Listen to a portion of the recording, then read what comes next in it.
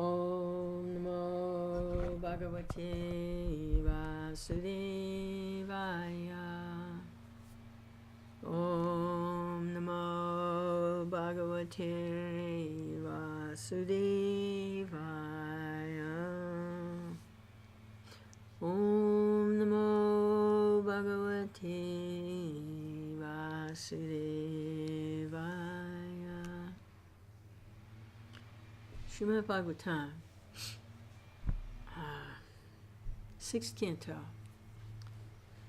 Chapter 1, The Life of Ajamil, verse 34.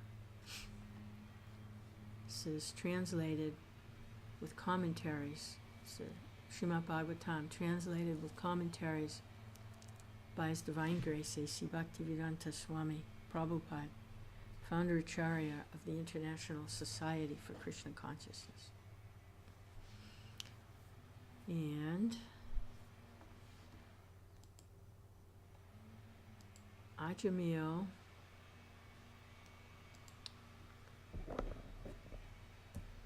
has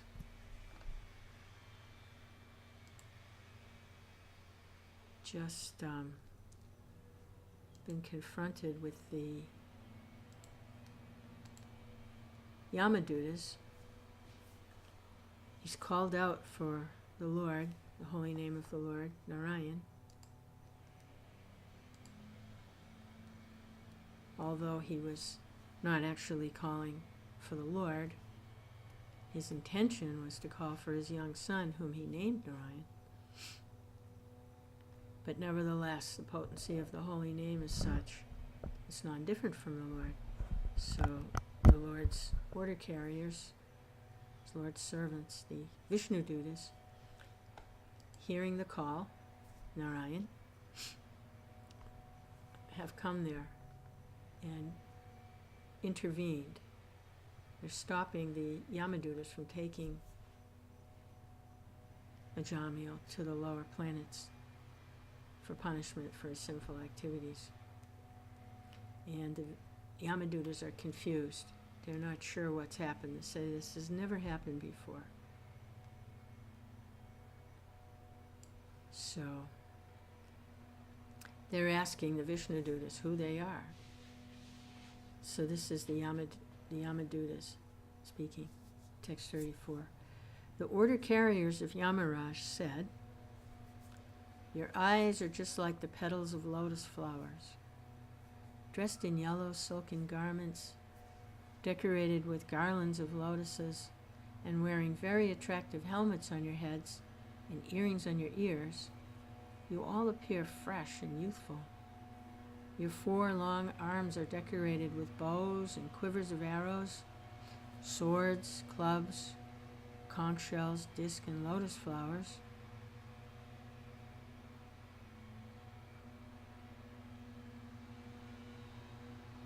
Your effulgence has dissipated the darkness of this place with extraordinary illumination. Now, sirs, why are you obstructing us?"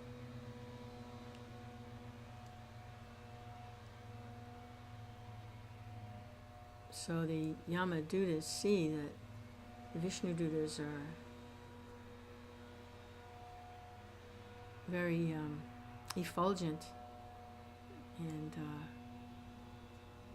spiritually potent living entities, but they're confused why they're being prevented from doing their service, which is to take sinful living entities to Naraka for punishment and further training for take a lower birth. So Prabhupada's commentary. Before even being introduced to a foreigner, one becomes acquainted with him through his dress, bodily features, and behavior, and can thus understand his position. Therefore, when the Yamadutas saw the Vishnu Dutas for the first time, they were surprised. They said, "By your bodily features you appear to be very exalted gentlemen, and you have such celestial power that you've dissipated the darkness of this material world with your own effulgences. Why then should you endeavor to stop us from executing our duty? It will be explained that the Yamadutas, the order carriers of Yamaraj, mistakenly considered Ajamil sinful. They did not know that although he was sinful throughout his entire life, he was purified by constantly chanting the holy name of Narayan. In other words, unless one is a Vaishnava, one cannot understand the activities of a Vaishnava. Whoa. This is not to be taken cheaply, because the offense to the holy name is to commit sinful activity on the strength of chanting the holy name. Evidently, that wasn't what Ajamil was doing. He wasn't committing sinful activity and then chanting the Lord's names to get purified. He was committing sinful activity, and he was calling the names of the Lord, but not to get freed from his sinful activity. He was calling out of love. So this is an amazing history. This is Agyata Sukriti to the topmost. Because he named his son Narayan, and he was calling out with affection for his son, even though he was sinful the whole time, he was purified. Oh. So the Yamadutas, they don't see this principle. Vishnudutas are pointing it out to them that there's a higher principle going on here.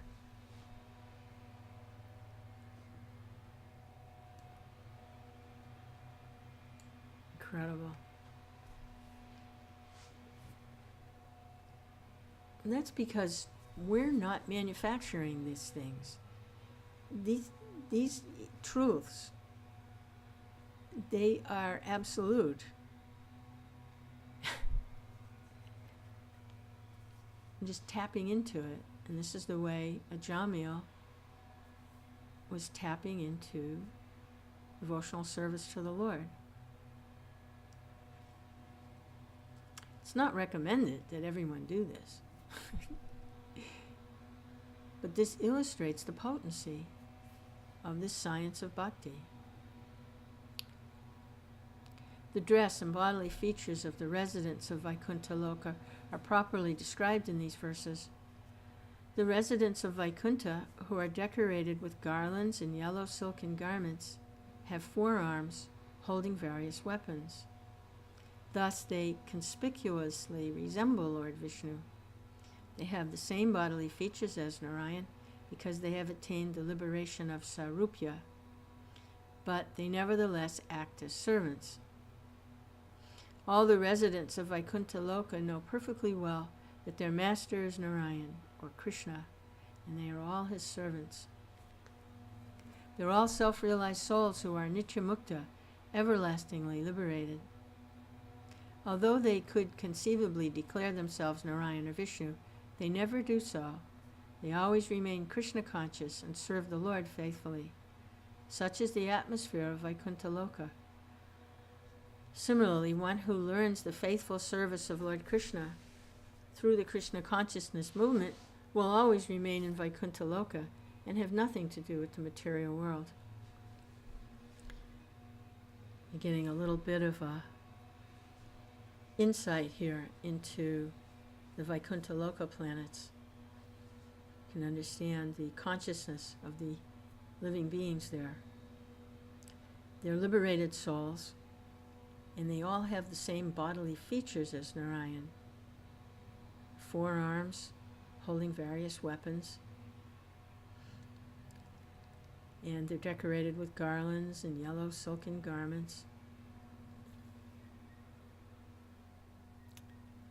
But they always act as servants. They never declare themselves to be Narayan. They always act as servants. Here is saying they are everlastingly liberated. Previously, the discussion was how the liberated platform is not a solid platform. That's the impersonal realization of liberation, simply not this body, the spiritual being. But these residents, they're engaged in service. So they always act as servants. So they are nitya mukta, they're everlastingly liberated because they're on that platform of service.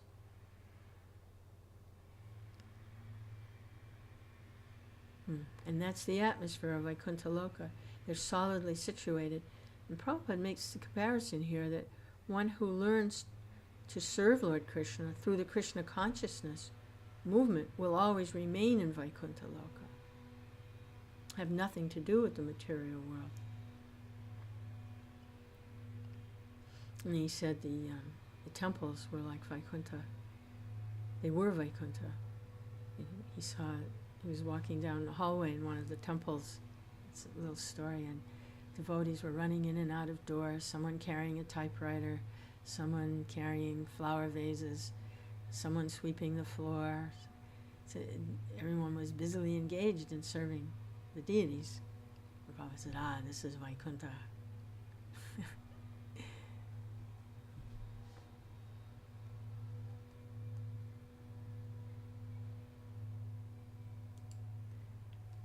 So, text 37. There were several verses, 34, 35, and 36 in the last reading, and now this is 37. Sukadeva Goswami continued, being thus addressed by the messengers of Yamaraj, the servants of Vāsadeva smiled and spoke the following words in voices as deep as the sound of rumbling clouds.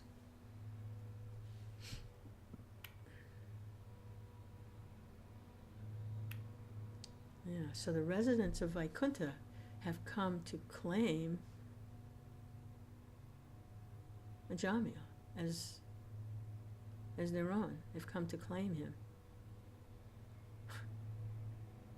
He performed some devotional service and worship in his youth, and throughout his life he was, or for a good part of his life, he was chanting Narayan, even though he was fallen and performing sinful activities. He wasn't offensive. See, that makes a huge distinction between offensive and sinful. Someone is weak and helpless and sinful, but they're not offensive. They're just weak and helpless and doing the wrong things. And that's a problem.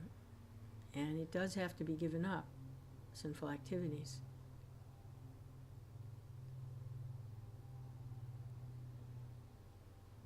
But it can't compare to the difficulties of an offensive mentality.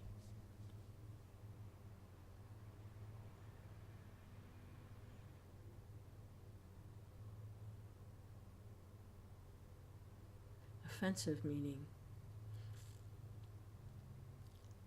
the false ego is so intoxicated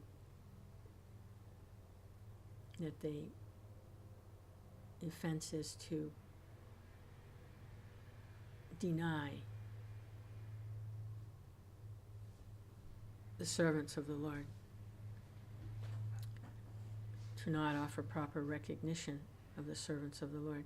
But that's not Ajamil's position at all. He's just completely in ignorance and helpless. He's not belittling, denying, or making mundane the messengers of the Lord. Not at all. And his purpose for chanting the holy name wasn't for some self-aggrandizement.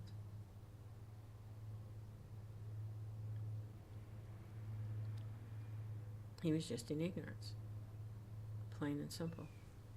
So there's a kind of innocence there that allows one to take advantage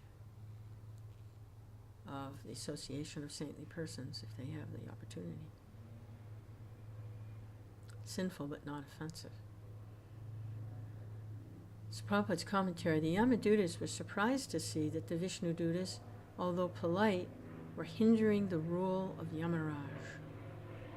Similarly, the Vishnudutas were also surprised that the Yamadutas, although claiming to be servants of Yamaraj, the supreme judge of religious principles, were unaware of the principles of religious action. Thus, the Vishnudutas smiled, thinking, "What is this nonsense they are speaking? If they are actually servants of Yamaraj, they should know that Ajamala is not a suitable candidate for them to carry off."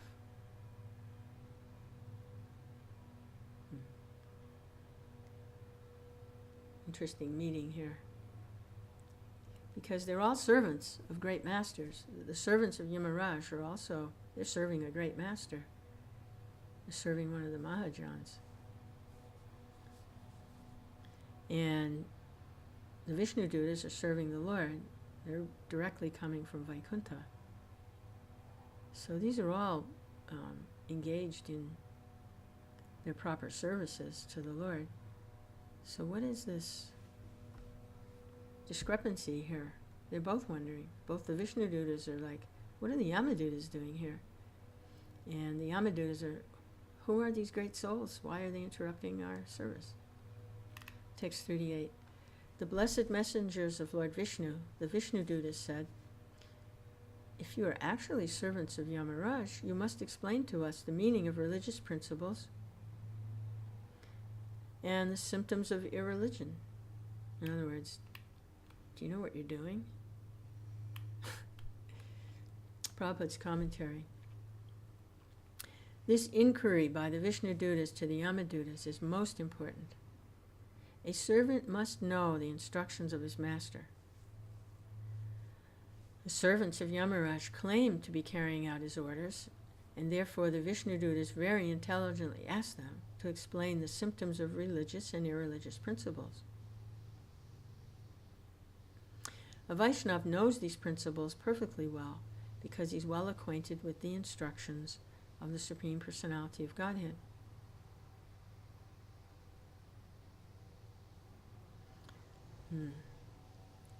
A servant must know the instructions of his master.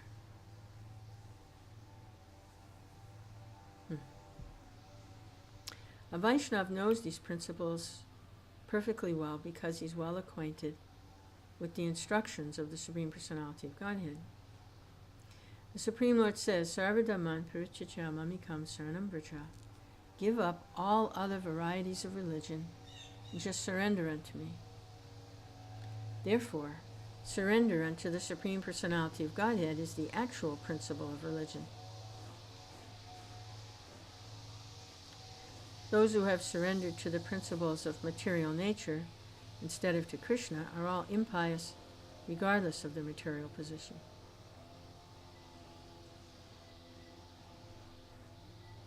Unaware of the principles of religion, they do not surrender to Krishna, and therefore they're considered sinful rascals, the lowest of men, and fools bereft of all knowledge. Yeah, so you get caught up in this particular religion, that particular religion. But really there's only one religion, and that's to surrender to serving God with love. So the different cultures are there according to different time, place, and circumstance. But the goal is one.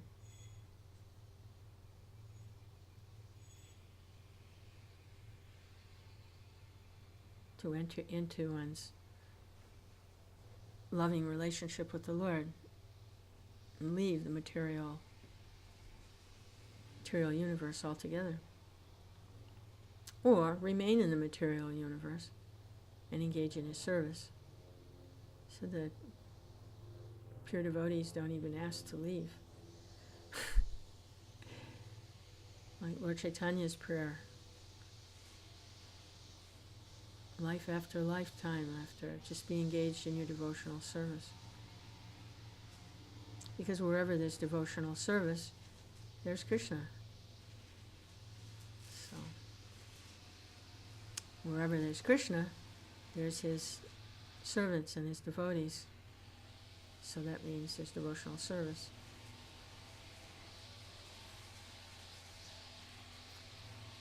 Krishna says in Bhagavad Gita, Namam Duskritino Mudha Prapadyante Naradama Mayaya paritagina asuram bhavamasrita.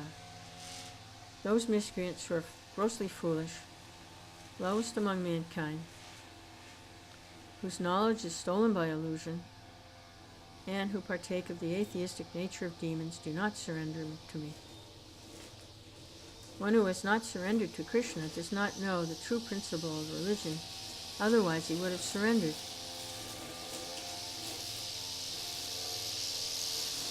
So,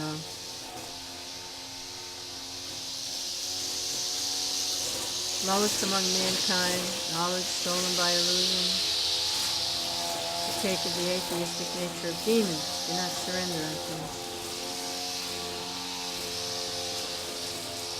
So that's the false ego.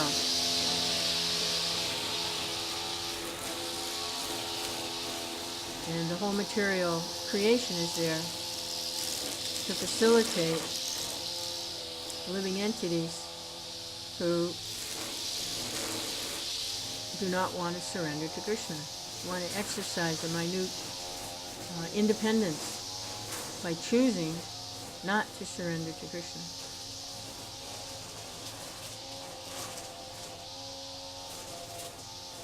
So the whole material creation is there to facilitate a platform of activity where living entities can act in ignorance as if there is no Krishna. Can all be Krishna and fight over who's the biggest Krishna.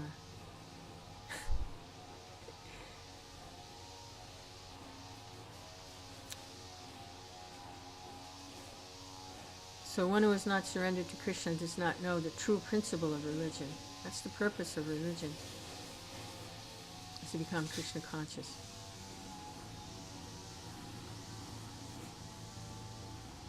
So the question posed by the Vishnu Dutas was very suitable.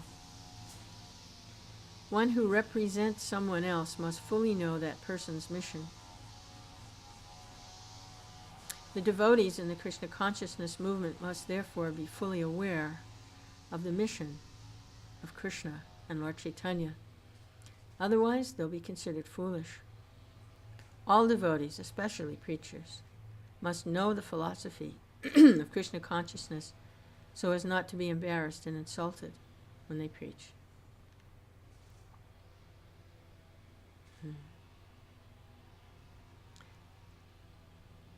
It's interesting here that Prabhupada doesn't say they have to be pure devotees. What he says is, one who represents someone else must fully know that person's mission, must be fully aware of the mission of Krishna and Lord Chaitanya. Otherwise, they'll be considered foolish. The preachers must know the philosophy so as not to be embarrassed when they preach.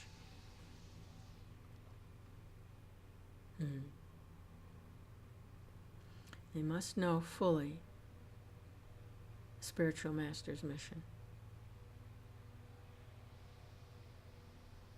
If they're going to represent that person, represent Srila Prabhupada, then they must know his mission.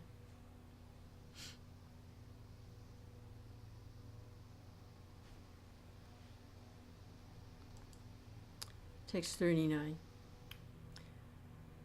What is the process of punishing others? Who are the actual candidates for punishment? Are all karmis engaged in fruitive activities punishable, or only some of them?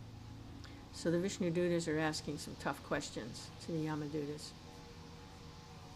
What is the process of punishing others? Who are the actual candidates for punishment? Are all karmis engaged in fruitive activities punishable, or only some of them? Prabhupada's commentary. One who has the power to punish others should not punish everyone. There are innumerable living entities, the majority of whom are in the spiritual world and are nitya mukta, everlastingly liberated. There's no question of judging these liberated living beings. Only a small fraction of the living entities, perhaps 1/4, are in the material world. And the major portion of the living entities in the material world 8 million of the 8,400,000 forms of life are lower than human beings. They are not punishable, for under the laws of nature they are automatically evolving. Human beings who are advanced in consciousness are responsible, but not all of them are punishable. Those engaged in advanced pious activities are beyond punishment. Only those who engage in sinful activities are punishable. Therefore, the Vishnudutas particularly inquired about who is punishable and why Yamaraj has been designated to discriminate between who is punishable and who is not. How is one to be judged? What is the basic principle of authority? And these are the questions raised by the Vishnudutas.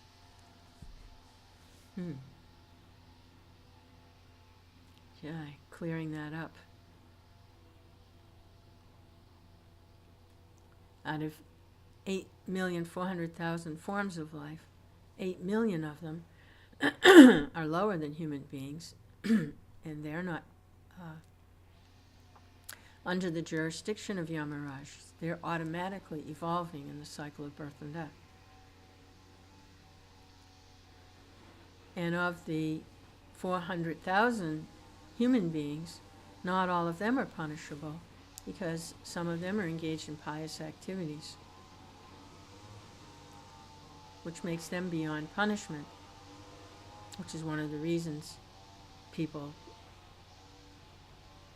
refer to the Karmakanda section, so that they can be immune from this punishment by performing pious activities, atonements, good deeds, ritualistic sacrifices like this. So the only ones that are punishable by the Vishnudutas are the out-and-out sinful living entities who just go ahead and do whatever they darn well feel like doing, dictated to by their sensual desires to engage in the material, on the material plane with material senses, material sense gratification. Those are the only living entities who are punishable, candidates for Naraka. So the Vishnudutas are asking the Yamadutas these questions. Now the Yamadutas reply,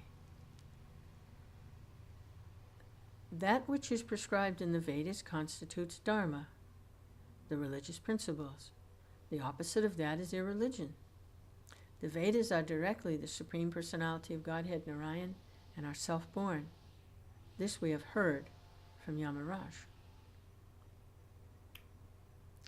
Okay, so the Yamadutas are being instructed and engaged by Yamaraj, a great devotee of the Lord. He's engaging them in this service. And they're hearing from him these transcendental subject matters. Prabhupada's commentary. The servants of Yamaraj replied quite properly. They did not manufacture principles of religion or irreligion. Instead, they explained what they had heard from the authority, Yamaraj. Mahajano yene kata sapanta. One should follow the Mahajan, the authorized person. Yamaraj is one of 12 authorities. Therefore, the servants of Yamaraj, the Yamadutas, replied with perfect clarity when they said, Shushuram. Shushuma, we have heard. The members of modern civilization manufacture defective religious principles through speculative concoction. This is not dharma. They do not know what is dharma and what is adharma. Therefore, as stated in the beginning of Srimad Bhagavatam, dharma projitakaita votra. Dharma, not supported by the Vedas, is rejected from Srimad Bhagavatam. Bhagavatam comprises only that which is given by the Supreme Personality of Godhead. Bhagavatam is sarvadharman parityatya mamikam saranam vraja. One must accept the authority of the Supreme Personality of Godhead and surrender to him, whatever he says. That's dharma. Okay, so getting a really in-depth clarification here of what Dharma is.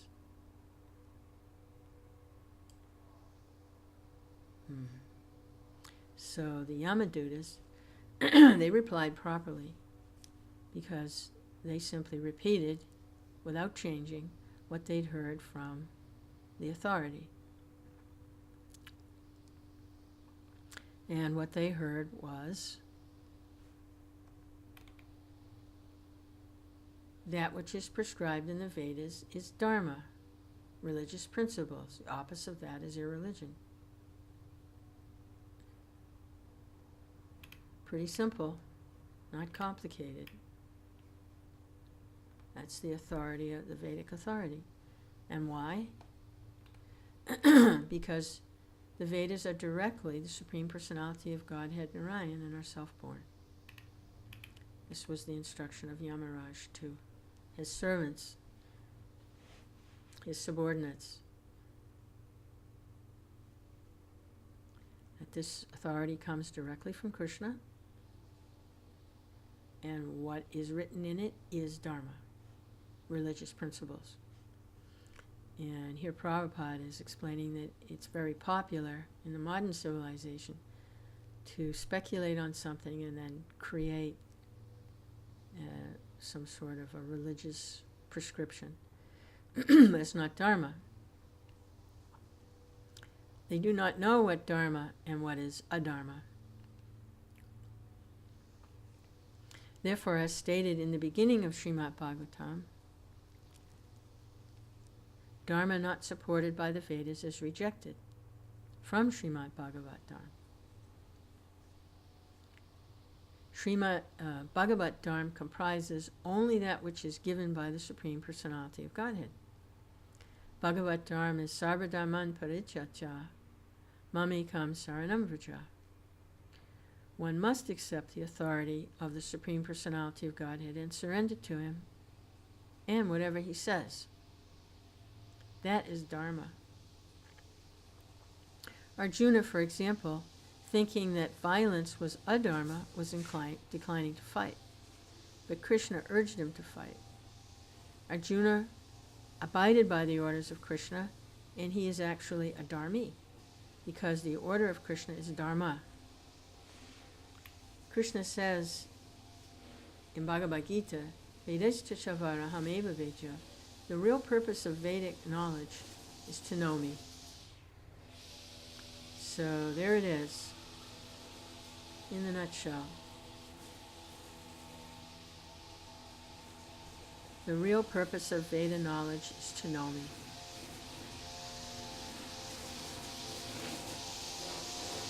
So one who knows Krishna perfectly is liberated. As Krishna says in Gita, Janma karma chame divyam evam yo veti tattvataha chakva dehan punarjanma naiti mameti sorjuna. One who knows the transcendental nature of my appearance and activities does not, upon leaving the body, take his birth again in this material world, but attains my eternal abode, O Arjuna. One who understands Krishna and abides by his order is a candidate for returning home back to Godhead. It may be concluded that Dharma, religion, refers to that which is ordered in the Vedas, and adharma, irreligion, refers to that which is not supported in the Vedas. So, in this conversation, they're trying to sort out where does Ajamil come in to this? According to Dharma, as prescribed in the Vedas, obviously the Yamadutas are considering that he is impious and sinful, according to the Vedas. But the Vishnudutas are bringing in this other dimension, that the goal of the Vedas is not just to behave nicely. The goal of the Vedas is to surrender to Krishna, which Ajamil was actually doing in a very roundabout way, in a very unconscious way. He was surrendering to Krishna.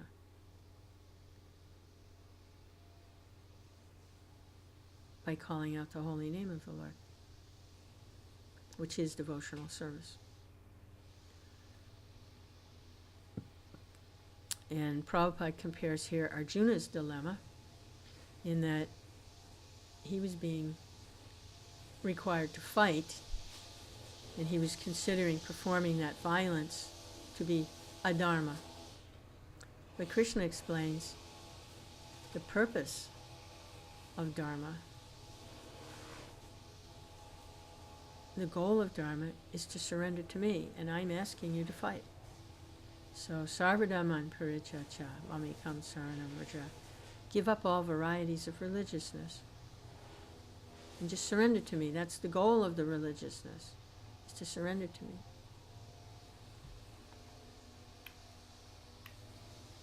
Prabhupada continues in his commentary, Dharma is not actually manufactured by Narayan.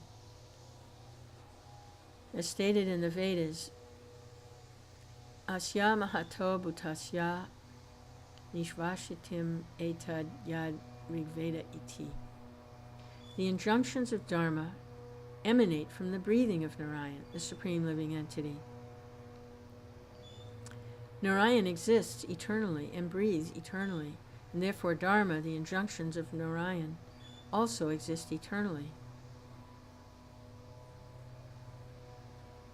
So it's not like Krishna sat down and planned out Dharma. This Dharma is emanating from the breathing of Narayan, and has been and is and will always be emanating from the breathing of Narayan.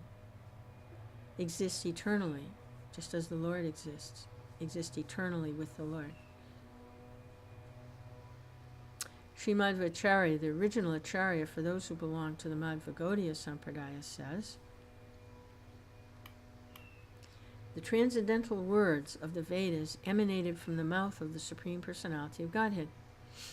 Therefore, the Vedic principles should be understood to be Vaishnava principles, because Vishnu is the origin of the Vedas. The Vedas contain nothing besides the instructions of Vishnu, and one who follows Vedic principles is a Vaishnava.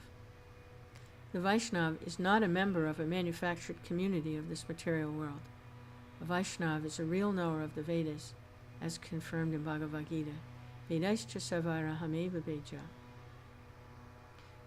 Yeah, to really know the Vedas means to know the personality behind the Vedas, the source of the Vedas is the breathing of the Lord, their words from his mouth.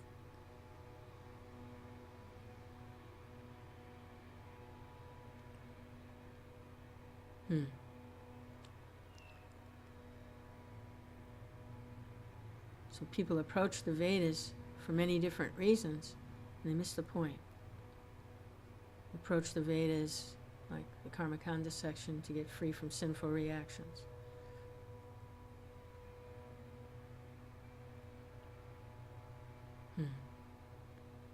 But the real purpose of the Vedas is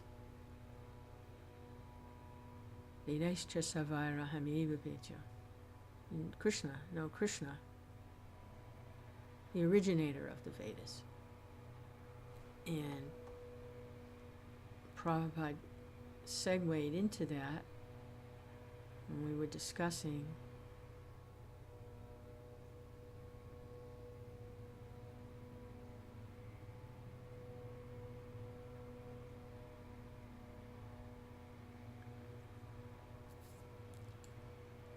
in the verse that the Vedas constitute Dharma,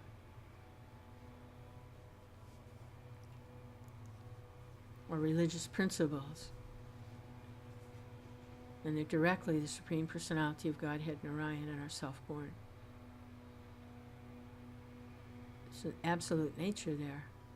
It's not like you can separate out the religious principles from the Lord.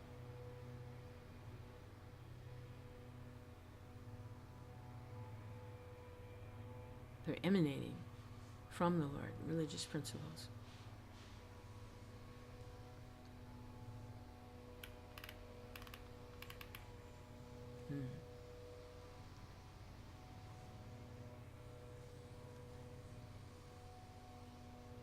One who follows the Vedic principles is a Vaishnava. A Vaishnava is not a member of a manufactured community of this material world. Shri Krishna Chaitanya. Text 41. The supreme cause of all causes, Narayan, is situated in his own abode in the spiritual world. But nevertheless, he controls the entire cosmic manifestation according to the three modes of material nature, Sattva-gun, Rajagun, and Tamagun. In this way, all living entities are awarded different qualities, different names, such as Brahman, Kshatriya, and Vaishya, different duties according to the Varnashram institution, and different forms. Thus, Narayan is the cause of the entire cosmic manifestation.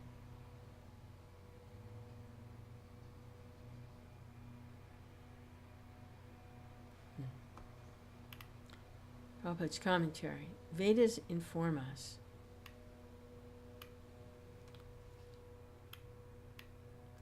Narayan, the Supreme Personality of Godhead, is almighty and omnipotent. He has multifarious energies.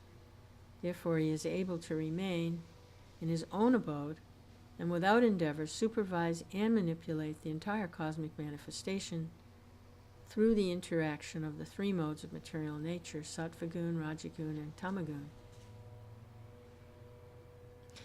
These interactions create different forms, bodies, activities, and changes which all occur perfectly. Because the Lord is perfect, everything works as if he were directly supervising and taking part in it. Atheistic men, however, being covered by the three modes of material nature, cannot see Narayan to be the supreme cause behind all activities.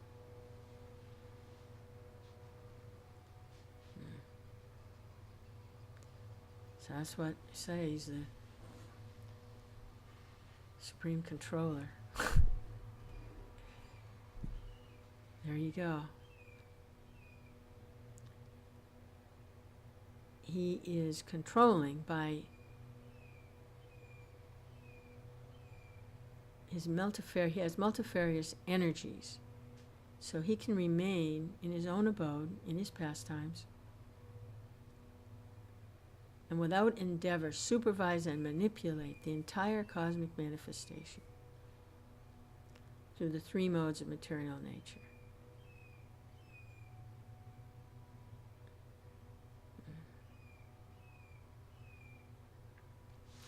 As Krishna says in Bhagavad Gita,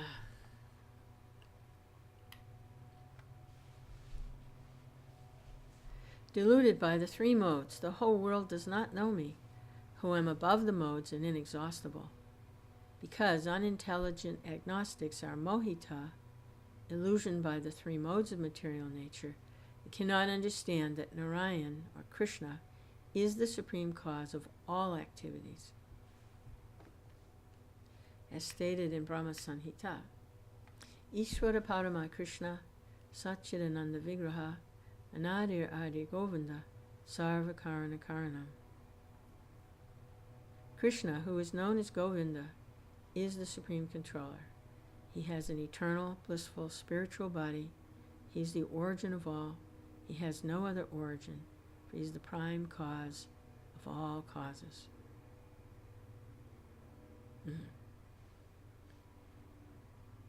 That's interesting. It's the prime cause of all causes.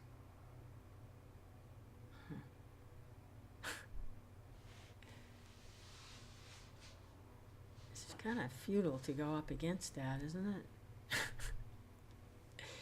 Supreme controller. He has full charge of the modes of material nature, goodness, passion, and ignorance. To try to defy that? That is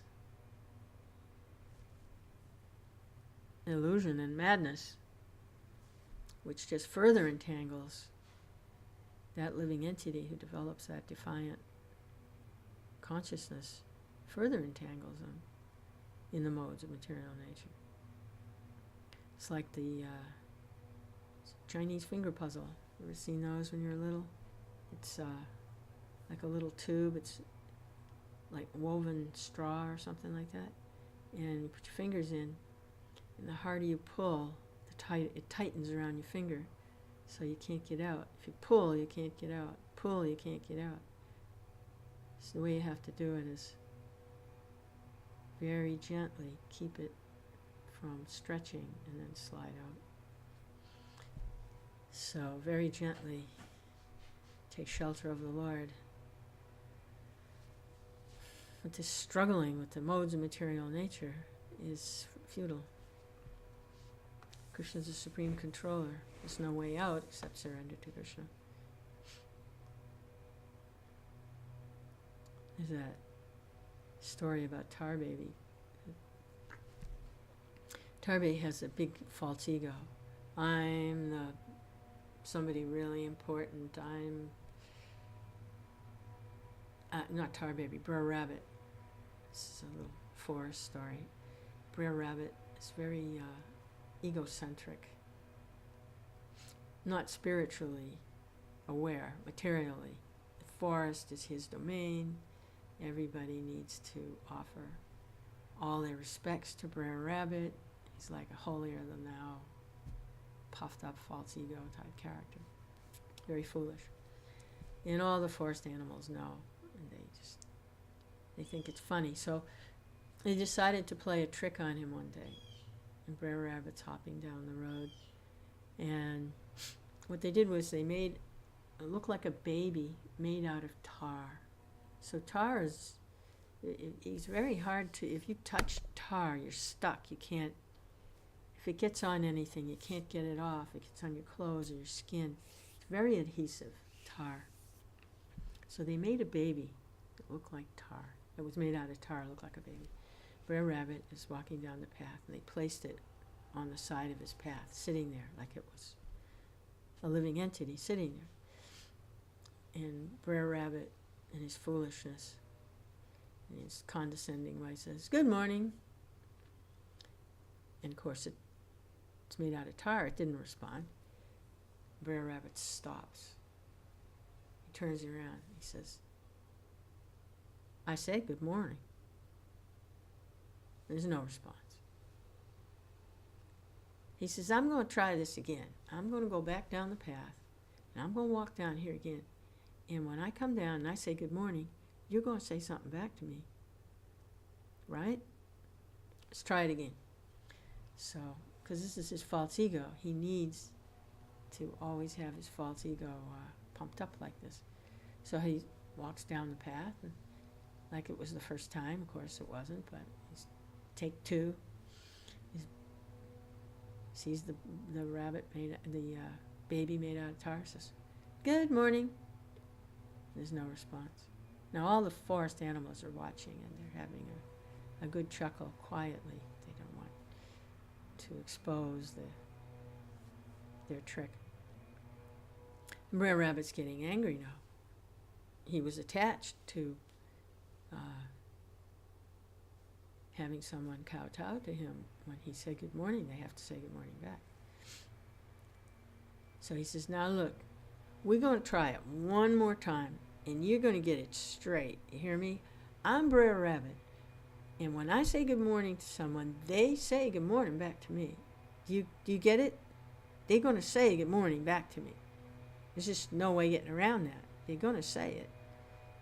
And if you don't say good morning back to me, I'm gonna do something to you that you're not gonna like." And he holds his paw up. So he goes back down, and he comes back again. Now, this is the third time.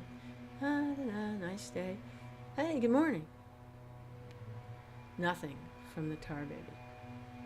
He says, all right, I've had it with you. That's enough. I can't, you're going to get it, and he's going to teach you a lesson. And he smacks the tar. And of course, his paw gets caught in it. His paw is caught in the tar. He can't get it out. So then he gets really angry. He says, you let go of my paw. You let go, or I'm going to. So he hits with the other paw. And he just gets angrier and angrier and angry. Before you know, he's just all stuck in the tar. All 4 feet are stuck in the tar. His face, everything. He's completely covered with tar.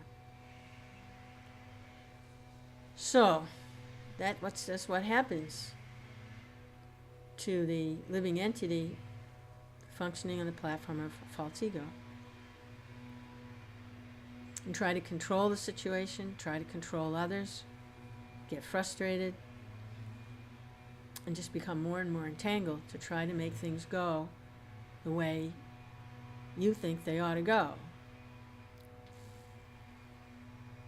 And so there's a problem there with trying to be the supreme controller.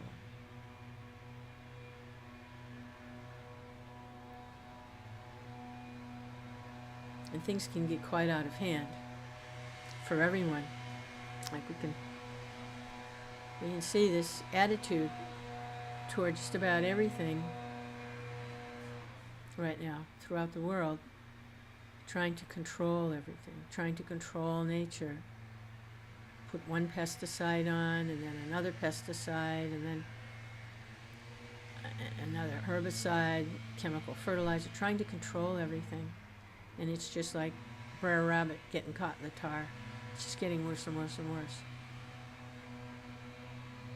That's just in the agriculture. It's there in the economics. It's there in social structure and medicine, science. Because it's the mentality of trying to control. And Krishna is already controlling everything. And the only duty of the living entity is to surrender to Krishna. It's the goal of all religion, the goal of all dharma.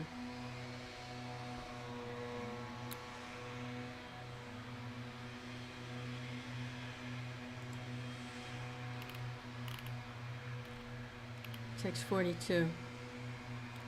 The sun, fire, sky, air, demigods, moon, evening, day, night, directions, water, land, and Supersoul himself are all witnesses of the activities of the living entities.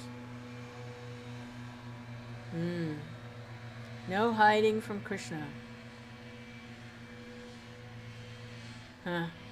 Just see. The sun, fire, the sky, the air, the demigods, the moon, evening, day, night, the directions, water, the land, and the Supersoul himself are all witnesses of the activities of the living entities. Wow. What does a witness do? A witness testifies.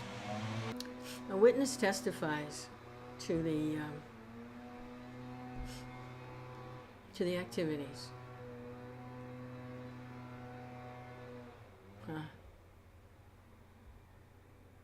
So, boy, if we look around now, we can see what the witnesses are saying about the activities of the living entities. What is the air saying about the activities of the living entities? The air is contaminated. It means the activities of the living entities are foul. What is water saying? Activities of the living entities are foul. Human beings. What is the land saying? They're all witnessing. To listen to them, they're telling, they're making testimony.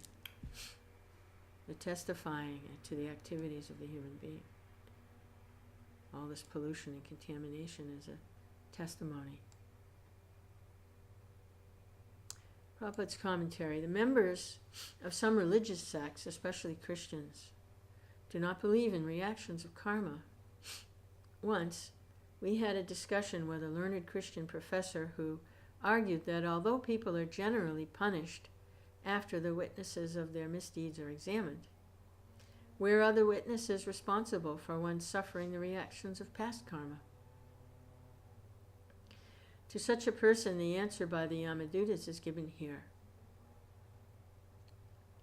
A conditioned soul thinks that he is working stealthily and no one can see his sinful activities. But we can understand from Shastras that there are many witnesses, including the sun, fire, sky, air, moon, demigods, evening, day, night, directions, water, land, and the Supersoul himself, who sits with the individual soul within his heart. So where is the dearth of witnesses? The witnesses and the Supreme Lord both exist. Therefore, so many living entities are elevated to higher planetary systems or degraded to lower planetary systems, including the hellish planets. There are no discrepancies, for everything is arranged perfectly by the management of the Supreme God. The witnesses mentioned in this verse are also mentioned in other Vedic verses. Oh yeah, no one's watching. There are witnesses everywhere. Hare Krishna. Sorry, there's no privacy in the spiritual world. So this idea of privacy is also an illusion. This is a lot of complaining now in the Western countries that the privacy is being invaded because of the different surveillance techniques that are being undergone by the government.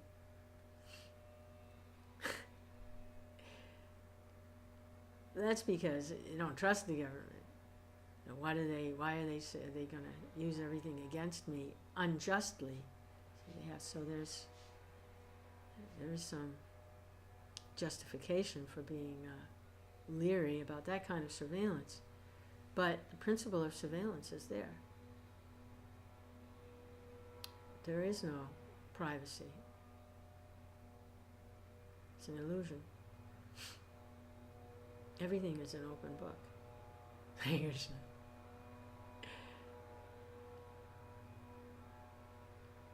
So, become a little sincere. Krishna and Krishna's representatives will help.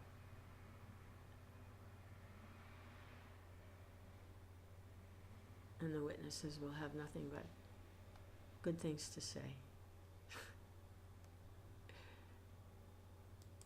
Hare Krishna.